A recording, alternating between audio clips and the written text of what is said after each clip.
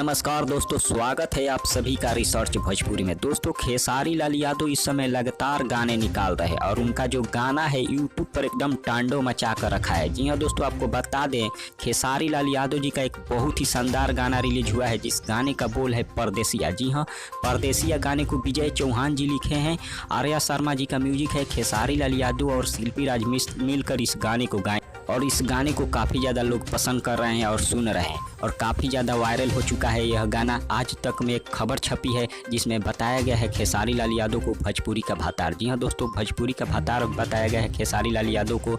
आप इसके बारे में क्या सोचते हैं कमेंट के जरिए हमें ज़रूर बताइएगा। लेकिन गाना काफ़ी ज़बरदस्त है, जो कि भोजपुरी में ऐसे ऐसे गाने अगर बनने लगे तो भोजपुरी काफ़ी आगे तक जाएगा। अब इसके बारे में आप सबका क्या राय है कमेंट के जरिए ज़रूर बताइए। तब तक मिलते हैं अगले वीडियो में। धन्यवाद।